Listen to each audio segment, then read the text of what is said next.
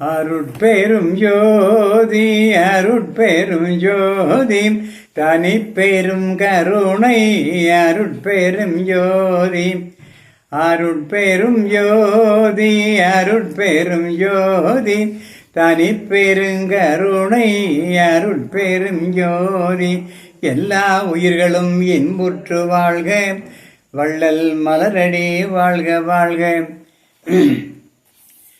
உலகெங்கும் உள்ள பெரியோர்களுக்கும் சன்மார்க்க சார்ந்தோர்களுக்கும் தாய்மார்களுக்கும் அத்தனை பேருக்கும் இந்த இனிய மாலை பொழுதிலே, இந்த சனிக்கிழமையிலே, இன்றைய நேரத்திலே திருவருள் கூட்டி வைக்க இன்று உங்களிடத்திலே போன வாரத்திலே விடுபட்டு போன தேகசித்தி என்கிற வள்ளல் பெருமான் பெற்றுக்கொண்ட மரணமில்லா பெருவாழ்வை பற்றிய சில செய்திகளை நாம் இன்று தொடர்ந்து சிந்திக்க இருக்கிறோம். அதை பற்றி மேலும் மேலும் தொடர்ந்து சிந்தனை செய்து கொண்டு இருந்தால்தான் அதே உண்மை என்ன என்பதை நாம் புரிய முடியும். ஆகவே பெருமானார் சுத்த பிரணவ தேகத்தை எல்லாம் பெற்றுக்கொண்டார்கள். அதிலே ஒன்று உயிர் அனுபவம், அருள் அனுபவம், சிவ அனுபவம். இந்த 3 அனுபவங்களை பற்றி இப்பொழுது வள்ளலார் சொன்னதை நான் உங்களுக்கு கொஞ்சம் விளக்கி சொல்லுகிறேன். அதாவது உயிர் அனுபவம் ஒன்று, 2வது அருள் எப்படி அனுபவப்படுகிறது இந்த உயிரிலே, 3வது இந்த அருளும் இந்த உயிர் அனுபவமும் சேர்ந்து அது சிவ அனுபவமாக எப்படி பரிணமிக்கிறது என்பதையெல்லாம் பெருமனார் விளக்கி விளக்கி சொல்லுகின்றார்கள்.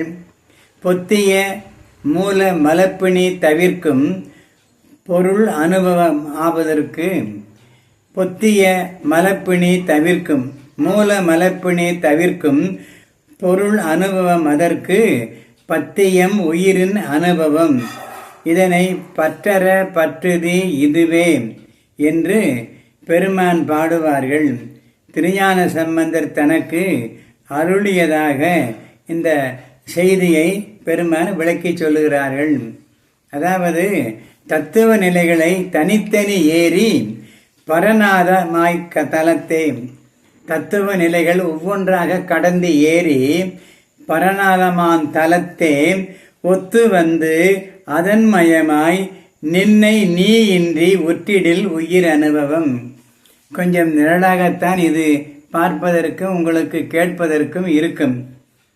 அதாவது தத்துவ நிலைகள் என்று சொல்லக்கூடிய ஒவ்வொரு படிகளாக ஏறி தனித்தனி கடந்து அதன் மேலே பரநாதமாம் அந்த மேல் நிலையிலே ஒத்து அதன் மயமாய் நின்னை நீ இன்றி ஒற்றிடில் உயிர் அனுபவம்.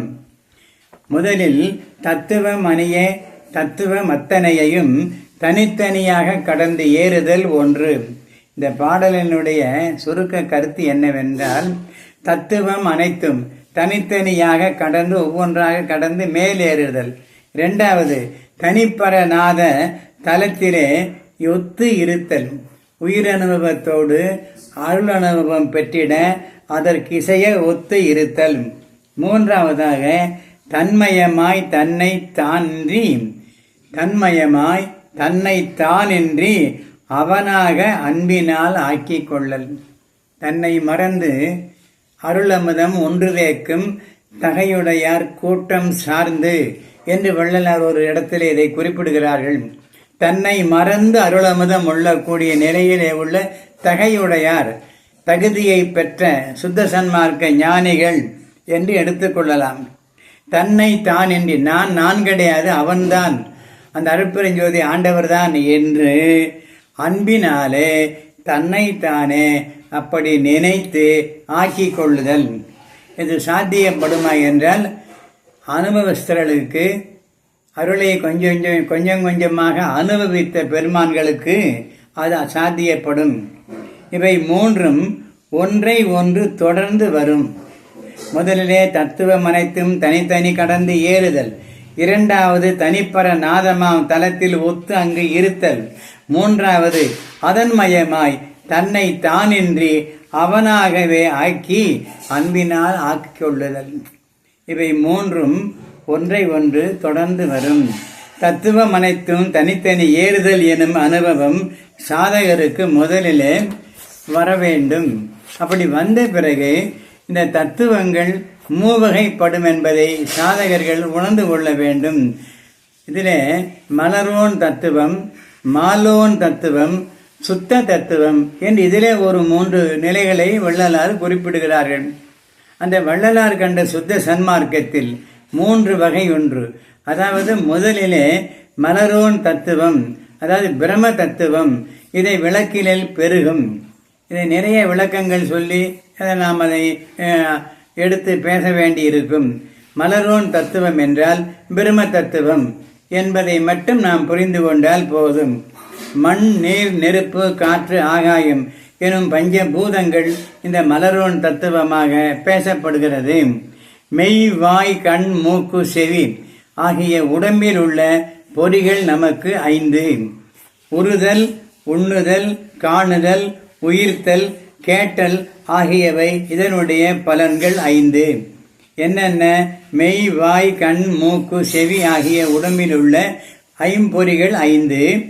இவர்களில் என்ன செயல் செய்கிறது என்றால் உறுதல், உண்ணுதல், காணுதல், உயிர்த்தல், கேட்டல் ஆகிய புலன்கள் 5 அந்தந்த வேலைகளை செய்கிறது. வாக்கு, பாணி, பாதம், பாயு, உபத்தம் என்னும் கண்மேந்திரியங்களும் அந்து இருக்கிறது. மனம், புத்தி, சித்தம், ஆங்காரம் ஆகிய அந்த கரணங்களுடன் உபகரணங்கள் 4 ஆக பிரம்ம தத்துவம் 24 நம் உடலிலே இருந்து அனைத்து காரியங்களையும் செம்மையாய் நடப்பதற்கு உதவுகின்றன. அடுத்து மாலோன் தத்துவம் கலை, வித்தை, அராகம், நியதி, காலம் இவைகள் மோகினி, புருடன் ஆகிய 7 தத்துவங்கள் அடங்கியது மாலோன் தத்துவம். 1 கலை, 2 வித்தை, 3 அராகம், நியதி, காலம், மோகினி, புருடன் ஆகிய 7 தத்துவம் கொண்டது மாலோன் தத்துவம். அடுத்து சுத்த தத்துவங்கள்.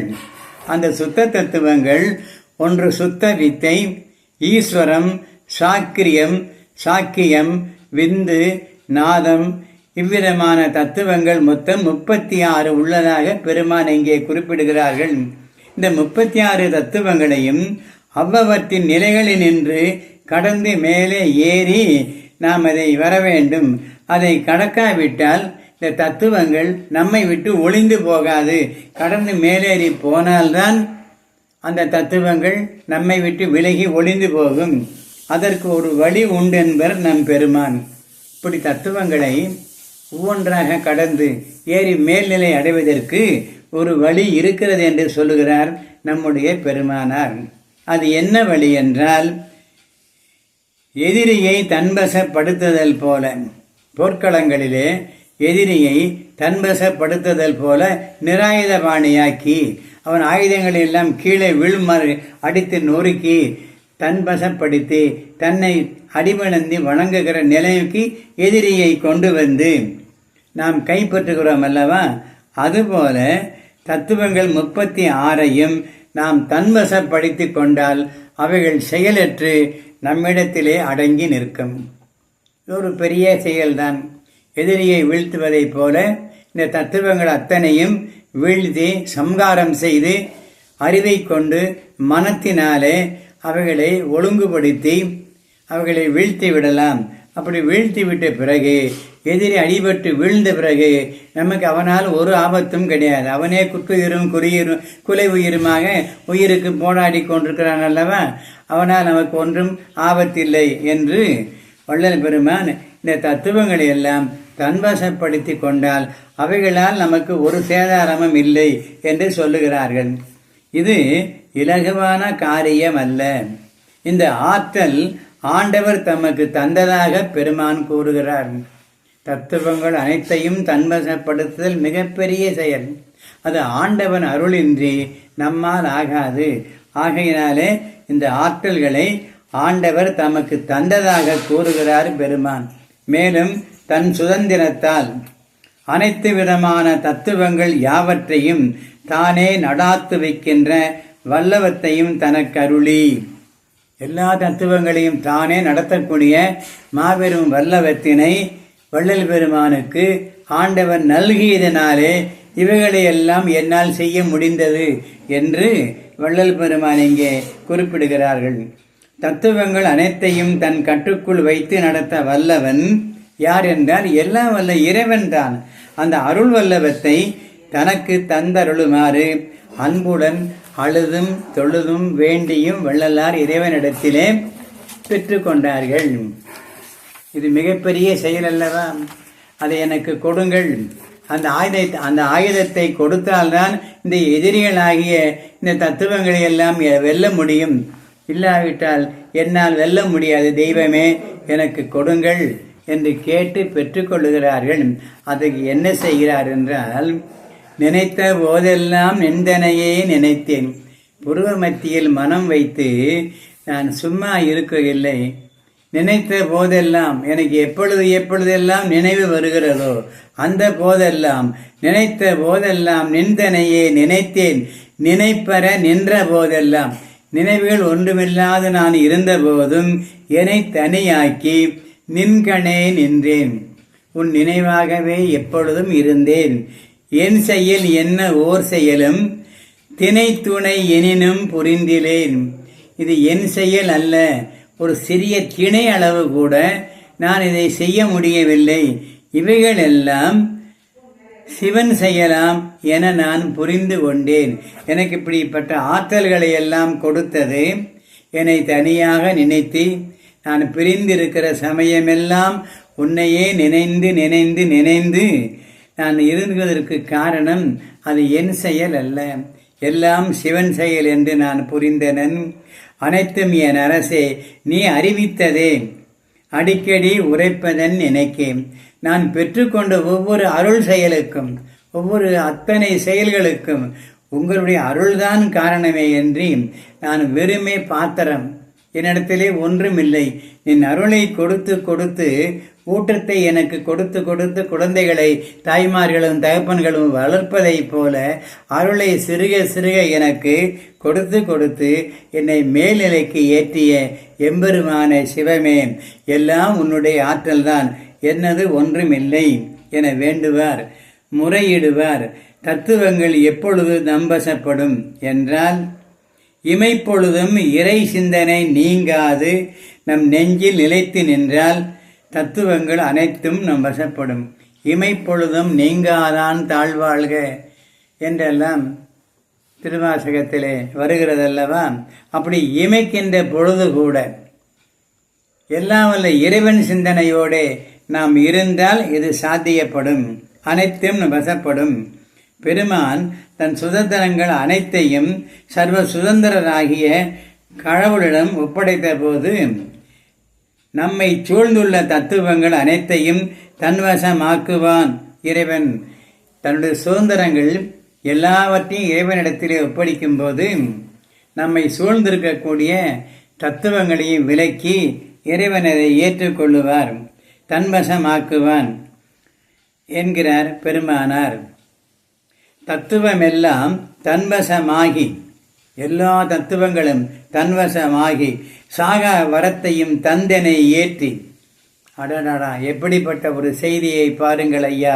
தத்துவம் எல்லாம் தன்வசமாக்கி சாகா வரத்தையும் தந்தனை தேற்றி ஒத்து வந்து உள்ளே கலந்து கொண்டு எல்லா உலகமும் போற்ற உயர்நிலை ஏற்றி, தத்துவங்களை தன்வசப்படுத்தி சாகா வரத்தை ஈந்து ஒத்து வந்து இவருக்கு ஒத்துப்பட்டு இறைவன் வருகிறாராம். அப்படி ஒத்து வந்து கலந்து கொண்டு இந்த உலகமெல்லாம் போற்ற உயர்நிலையில் ஏற்றி வைத்து சித்தியெல்லாம் செய்வித்து சத்தும் சித்தும் வெளிப்பட சுத்த நாதாந்த அத்திரு வீதியில் ஆட செய்தீரே அருட்பெருஞ்சோதியன் ஆண்டவர் நீரே. எப்படிப்பட்ட எவர்னாலும் முடியாத ஒரு அருஞ்செயலை, அருள் செயலை இறைவன் தன்னுடைய அருள் குழந்தையாகிய வள்ளலாருக்கு அனைத்தையும் கற்பித்து அந்த பெரிய நாதாந்த வீதியிலே ஆடு செய்யும்படி வள்ளல் பெருமானுக்கு அருள் புரிந்திருக்கிறார். அதை அனுபவித்து நமக்கு வள்ளல் பெருமான் இந்த பாடல் மூலியமாக அதை தெரிவிக்கிறார். சுத்த சன்மார்க்க நிலையின் என்றும் வலுவாது தத்துவமெல்லாம் ஒன்றன் பின் ஒன்றாக கடந்து மேலேறும் சுத்த சன்மார்க்க சீலர்களுக்கு ஆண்டவன் அருள் வெளிப்படும். அதை நாம் தான் பெற்றுக்கொள்வதற்கு சதா சர்வகாலமும் முயற்சி செய்து கொண்டே இருந்தால் நம்முள் ஆண்டவனுடைய அருள் வெளிப்படும். அதை கொண்டு தத்துவங்களை கடந்து மேல்நிலையை நாமும் அடையலாம். ஏனென்றால் இது பொதுவான சங்கதி. யார் யார் தத்துவங்களை கடக்க வேண்டும் என்று உண்மையான சத்திய விடாப்பிடியோடு முயற்சியாக இருக்கிறார்களோ அப்படிப்பட்ட சன்மார்க்க சீலர்களுக்கு இதுவும் கைகூடும். எல்லாம் வல்ல இறைவன் அருள் செய்வார்கள். தத்துவம் அனைத்தும் தாமொருங்கு ஒளிந்திட சத்துவம் ஒன்றே தனித்து நின்று ஓங்கிட உலகெல்லாம் விடயம் உலகெல்லாம் மறைந்திட அழகிலா அருளின் ஆசைமேல் பொங்கிட என்னுளத்து எழுந்து என் உயிரெல்லாம் மலர்ந்திட என்னுள்ள தோங்கிய என்றனே அன்பே. இவ்வளவும் அகவலுடைய வாசகங்கள். அன்புதான் உயிர்களை அருளடைய வைக்கும். அருள் அடைய வைப்பது எது என்றால் அன்புதான். அந்த அன்புதான் உயிர்களை அருள் பெறும்படி செய்கிறது. ஆண்டவன் அருளினால்தான் தத்துவங்கள் அனைத்தையும் தனித்தனி கடந்து தத்துவாதீத மேல்நிலையில் சித்திகள் முழுவதும் நாம் பெறலாம்.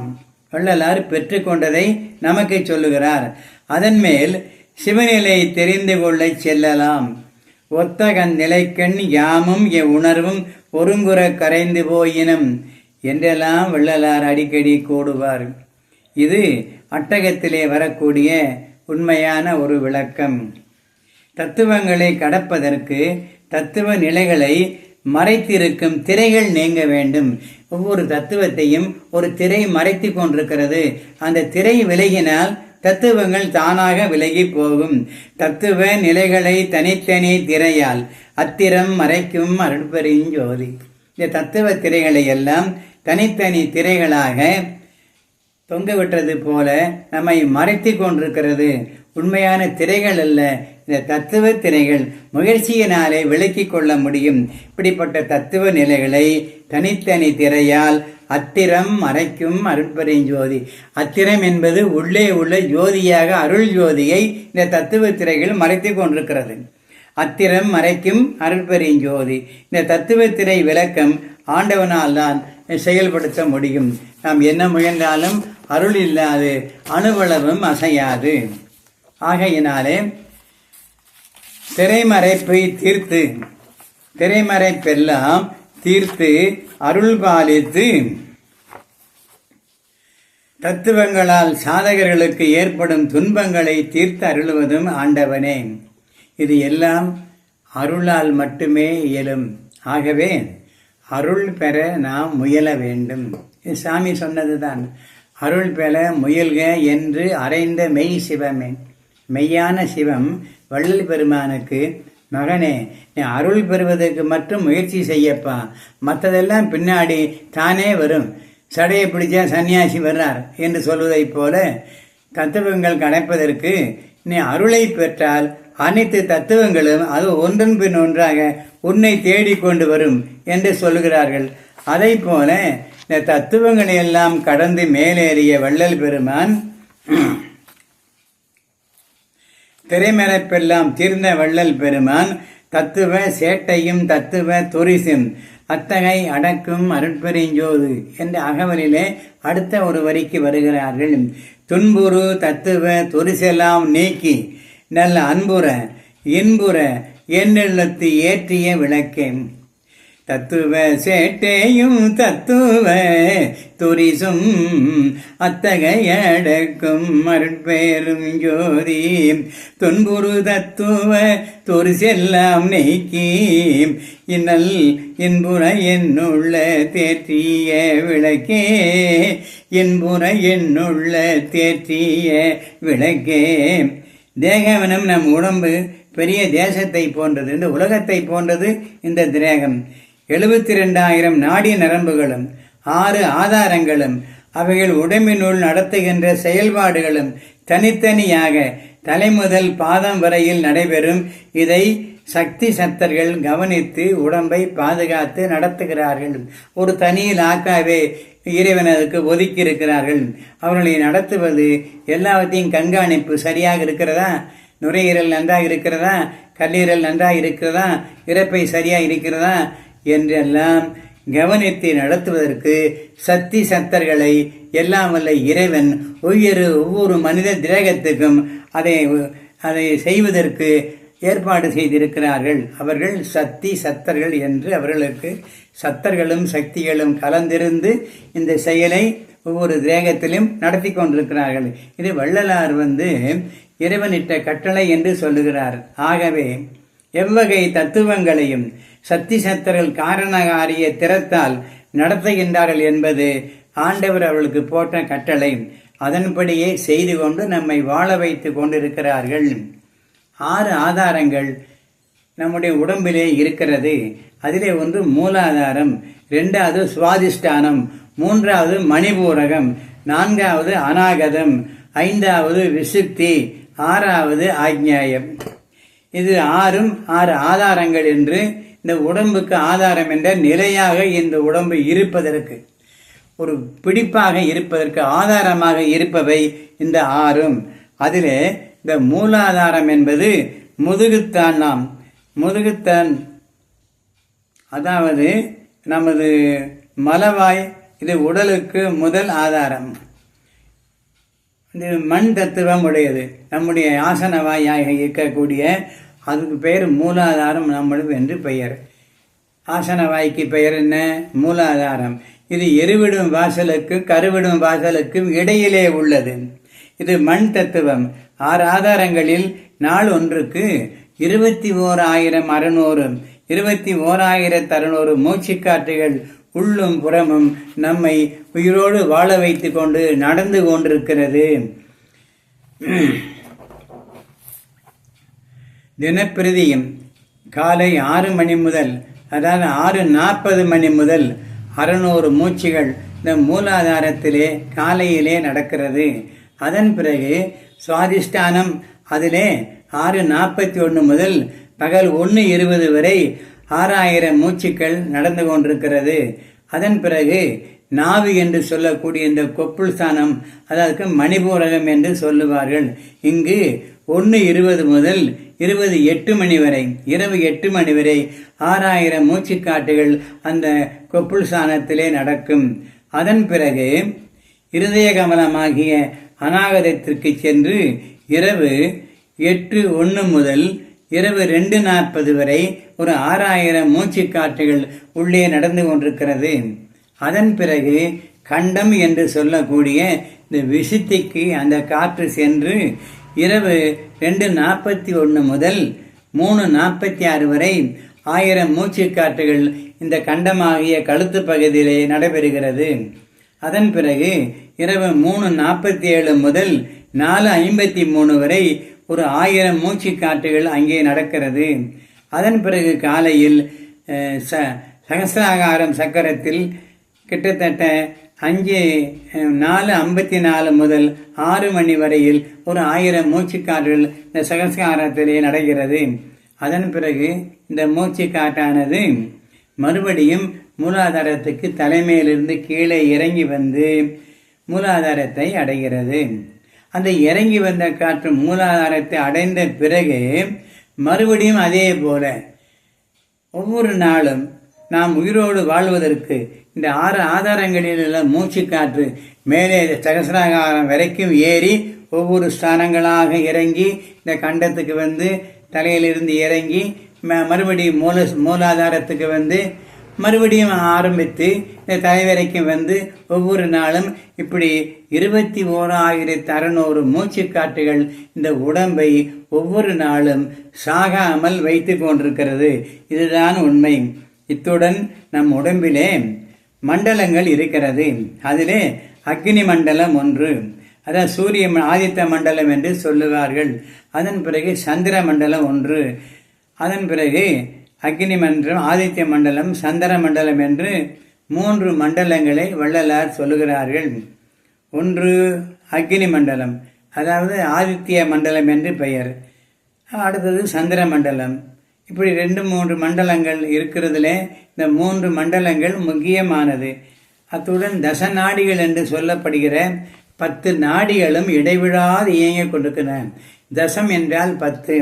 அந்த 10 நாடிகள் இடகலை, பிங்கலை, சுழுமுனை, சிகுவை, புருடன், காந்தாரி, அத்தி மற்றும் அலம்புடை, சங்கினி, குஹு என்னும் தச நாடிகளும் நமது தேகம் என்னும் உடம்பின் உள்ளே இருந்து இயக்கி நம்மை உயிரோடு வாழ வைத்து கொண்டிருக்கிறது. இத்துடன் வாயுக்கள் என்று சொல்லக்கூடிய காற்று, அது 10 விதமான காற்று உடம்பிலே இருந்து செயல்படுகிறது. 1 பிராணன், மூச்சு விடுகிறோமே, இதற்கு பிராணன் என்று பெயர். அபானன், வெளியே அபான குழாய் வழியாக நமக்கு கீழே அனுப்புகிறது அபானன். பிராணன், அபானன், வியானன், உதானன், சமானன், நாகன், கூர்மன், கிருகன், தேவதத்தன், தனஞ்சயன் ஆகிய பெயருடைய 10 விதமான தச வாயுக்களும் இந்த உடம்பின் உள்ளிருந்து நம்மை இயக்கி கொண்டிருக்கிறது. இந்த தசவாயுகளிலே தனஞ்சயன் என்று சொல்லக்கூடிய அந்த கடைசி வாயு, எல்லா வாயுகளும் போன பிறகு அது உள்ளே இருந்து செய்ய வேண்டிய சில காரியங்களை செய்துவிட்டு அது கடைசியாகத்தான் வெளியேறும். அதற்கு இடம் கொடுத்து 3 நாட்கள் வரை இந்த செத்துப்போன உடம்புக்குள்ளே எல்லாவற்றையும் சரிபடுத்துகிற வேலைகளை அந்த தனஞ்சயன் என்ற வாயு செய்கிறது. உதாரணமாக, இறந்து போன பிணத்தை முதல் நாள் கொண்டு போய் சுடுகாட்டிலே புதைத்து விட்டு வருகிறோம். அப்படி வரும்போது தலைமாட்டிலே ஒரு துளசி செடியை நட்டு வைத்து விட்டு வருவார்கள். மறுநாள் காலையிலே பால் கோமியம் தெளிப்பதற்கு போகும்போது நேராக மீத்து வைத்திருந்த அந்த துளசி செடியானது கொஞ்சம் சாய்வானபடிக்கு அப்படி இருக்கும். அப்போ என்ன அர்த்தம் என்றால், உள்ளே இருந்த தசவாயுக்களிலே ஒரு வாயு ஆகிய தனஞ்சயன் தன் வேலைகளை எல்லாம் முடித்துவிட்டு இந்த மண்டையிலே நெல் முனையளவு பிளந்து கொண்டு அந்த சமாதி நிலையிலே அங்கே வைக்கப்பட்டிருக்கிற அந்த துளசி செடியை சாய்த்து விட்டு ஒரு நெல் முனை அளவு அந்த காற்று வெளியே போய்விடுகிறது. இதுதான் உதாரணம். ஆக 3-4 நாட்களுக்கு முன்பு 3 நாட்கள் உள்ளே இருந்து எல்லா வேலைகளையும் செய்கிறது. அதனால்தான் வள்ளல் பெருமான் அவசரப்பட்டு இருக்க வேண்டாம், உள்ளே ஒரு ஆசாமி இருந்து கொண்டு இந்த உடம்பு கெடாதபடிக்கு, கெட்டுப்போன உடம்பு அதில் கெட்ட துர்நாற்றம் எல்லாம் வரும், இப்படியெல்லாம் வராதபடிக்கு செய்து கொள்வதற்கு சில வேலைகளை உள்ளே ஒரு வாய்வை செய்து கொண்டிருக்கிறான். அவன் வெளியே போன பிறகு நீங்கள் கண்மூடிய மக்களை, ஆண்களையோ பெண்களையோ நீங்கள் அடக்கம் செய்து விட்டு வாருங்கள் என்று அதை சொல்லுகிறார். ஆகவேதான் தீயிலிட்டு பொசுக்கக்கூடாது, சுடுவது என்பது அபராதம் என்று வள்ளலார் சொல்லுகிறார். எப்படி அபதாரம் என்றால், உள்ளே ஒரு ஆள் இருந்து கொண்டிருக்கும் போது அவசரப்பட்டு சுட வேண்டாம் என்று சொல்லுகிறார்கள்.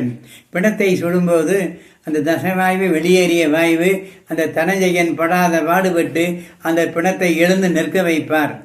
அந்த பிணம் எழுந்து நிற்கும். அப்பொழுது அதை சுடுகின்றவன், அந்த சுடுகாட்டிலே உள்ளவன் அதை அடியடி என்று அடித்து உள்ளே மறுபடியும் நெருப்பிலே தள்ளிவிடுவான். இது ஒரு கொடுமையான காரியம். ஆகையினாலே இறந்தவர்களை, கண்ணடக்கமானவர்களை மண்ணடக்கம் செய்யுங்கள், மாறாக கொண்டு போய் சுட வேண்டாம், அது பாவம், அபராதம் என்று வள்ளல் பெருமான் நமக்கு அறிவுறுத்துகிறார். இத்துடன் அவத்தைகள் 5 உடம்பினுள்ளே உள்ளது. 5 அவத்தைகள் என்று பெயர். 1 சாக்கிரம், சொப்பனம், சுளுத்தி, துரியம், துரியாதீதம் என்று சொல்லக்கூடிய 5 அவத்தைகளும் இந்த உடம்புக்குள்ளே இருக்கின்றது. இந்த அத்தனை விதமான உள்ளுறுப்புகளும் 72,000 நாடி நரம்புகளும் நமது தேகம் என்னும் ஆலயத்திலே உள்ளது. உண்மையான ஆலயம் இந்த மனித தேகம்தான். இந்த உண்மையான மனித தேகத்துக்குள்ளே இப்பொழுது 72,000 நாடி நரம்புகளோடு, 6 ஆதாரங்களோடு, 21,000 மூச்சு காற்றோடு ஒவ்வொரு நாளும் உள்ளிருந்து சக்தி சத்துர்களால் இயக்கப்பட்டு இந்த மனித உடமானது ஒவ்வொரு நாளும் உயிரோடு நம்மை காத்து வருவது. எல்லா விதமான உள்ளுறுப்புகளும் இப்படி சொல்லப்பட்ட 21,600 மூச்சு காற்றுகளும் 72,000 நரம்புகளும் சக்தி சத்தர்களும் தான். ஆகையினாலே இறுதியாக இனிப்புற ஒன்றும் இயம்புறா இயல்பாய் இருப்பது கூறப்படும். இதனை என்றும் செம்மையெல்லாம் தரும் மௌன அணைமேல் கொண்டு சுத்த இன்ப நிலை பெறுதல் என்பார் வள்ளல் பெருமானார். அதாவது தமை மறந்து அருளமுதம் உண்டுரேக்கும் தகையுடையார் திருக்கூட்டம் சார்ந்து நாயேன் வெம்மையெல்லாம் தவிர்த்து மனம் குளிர கேள்வி விருந்தருந்தி மெய்யறிவாம் வீட்டில் என்றும் செம்மையெல்லாம் தரும் மௌன அணைமேற்கொண்டு செறிகிறவு பகல் என்றும் தெரியா வண்ணம் இம்மையிலே எம்மையினுள் காணா சுத்த இன்ப நிலை அடைவேனோம் ஏழையேனே. இப்படியெல்லாம் பகலிரவற்று தமை மருந்து அருளதமம் உண்டு தேக்கக்கூடிய தகையுடையார் திருக்கூட்டத்தில் சார்ந்து நான் இருக்க வேண்டும் என்பது என்னுடைய ஆசை என்று இறைவன் வள்ளல் பெருமான் அருட்பெருஞ்சோதி ஆண்டவராகிய இறைவனிடத்திலே தன்னுடைய வேட்கையை முறையிடுகிறார்கள். ஆகவே இடையுறா நன்முயற்சியுடன் சுத்த சன்மார்க்க அன்பர்களுக்கு அருளின் துணையால் ஆன்ம அருட்சக்தி அருளுருவாகி அருள்மயமாய் அருளை அனுபவிக்கும் போது இன்புற்றி இருக்கும் நிலையே அருள் அனுபவம் என்று சொல்லப்படுகிறது. இந்த அருள் அனுபவத்துக்கு இவ்வளவு ஆன பிறகு இந்த அருள் அனுபவத்தினாலே நாம் பெறுவது சிவ அனுபவம். இது அருள் அனுபவத்தில் விளைவது. அருள் அனுபவத்தினாலே அது முற்று பெறும்போது நாம் பெறக்கூடிய பேரு சிவ அனுபவம். இதன் இலக்கணம் யாதென வள்ளல் விளக்குகிறார். உள்ளதாய் விளங்கும் ஒரு பெரு வெளிமேல், உள்ளதாக விளங்கும் ஒரு பெரு வெளிமேல் அனுபவமாவது சிவ அனுபவம். உண்மையிலேயே பெருவெளி என்று மேலே ஒரு வெளி இருக்கிறது. அது உள்ளதாய் விளங்கி கொண்டிருக்கிற வெளி. அந்த வெளியிலே நமக்கு அனுபவத்துக்கு வருவது சிவ அனுபவம். இதற்கு சிவவெளி என்றும் வெறுவெளி என்றும் பெருஞ்சுக வெளி என்றும் 3 பெயர்களாலே இந்த சிவ அனுபவத்தை வள்ளலார் விளக்குகிறார். அருள் விளங்கும் சுத்த சிவாதீத நிலையில் எல்லா வல்ல முழுமுதற் பொருளாகிய சிவபரம்பொருள் அருட்பெருஞ்சோதியினாலே விளங்குகின்றது. அருள் விளங்கும் சுத்த சிவாதீத மேல்நிலையில் எல்லா வல்ல முழுமுதற் பொருளாகிய சிவபரம்பொருள் அருட்பெருஞ்சோதியாக விளங்குகின்றது.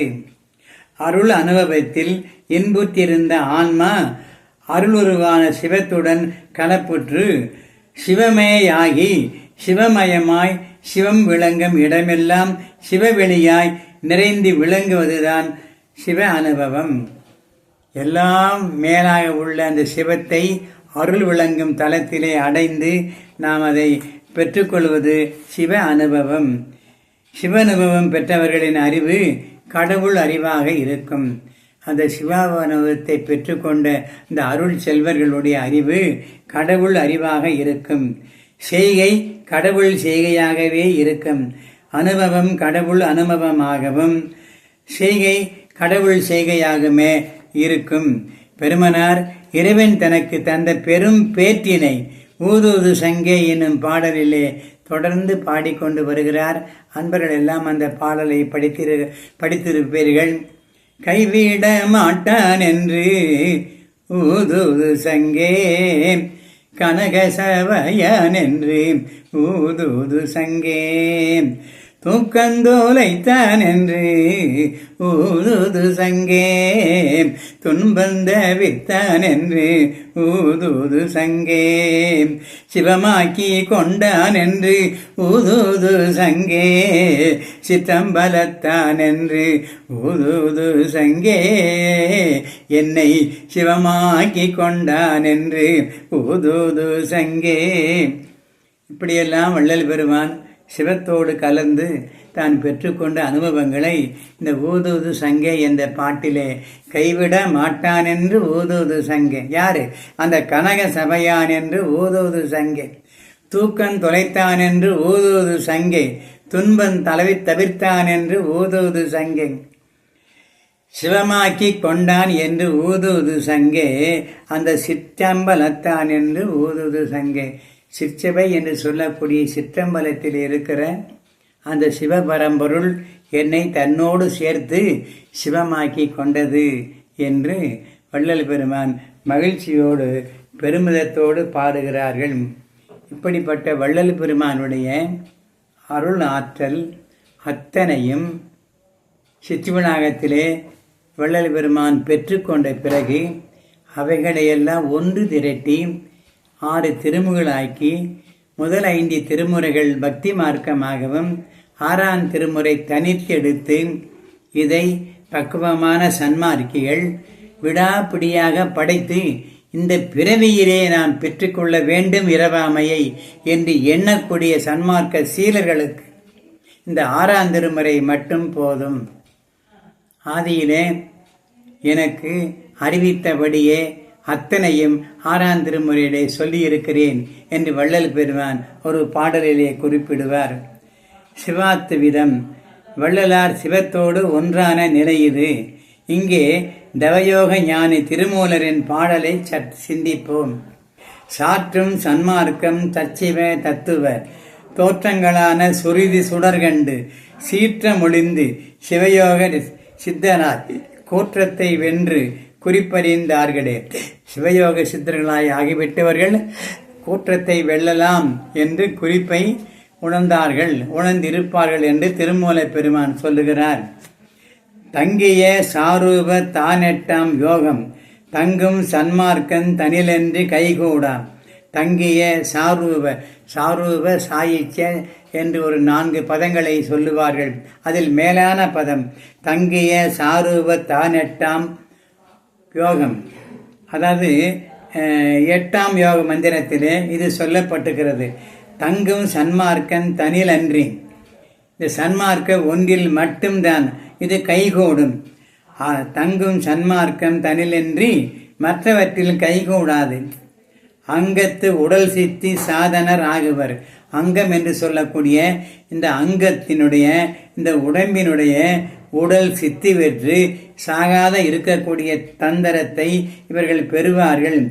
இங்கிவராக அழிவற்று வாழ்வார்கள். சிவயோகம் தன்னிலே இருந்து வள்ளல் பெற்று கொண்டது இந்த மரணமில்லா பெருவாழ்வை.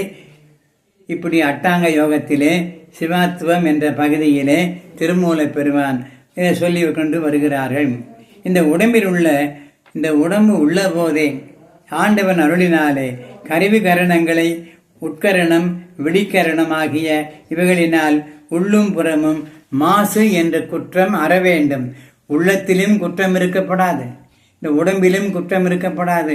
உள்ளும் புறமும் மாசற்றவர்களுக்கு அந்த மகாத்மா அருட்பெருஞ்சோதி ஆண்டவர் அருள் புரிவார். அதே சிந்தனையாக நாம் இருக்க வேண்டும். வள்ளல் கண்ட சுத்த சன்மார்க்கத்தில் இது நிகழும், மற்ற சன்மார்க்கத்திலெல்லாம் இது நிகழாது.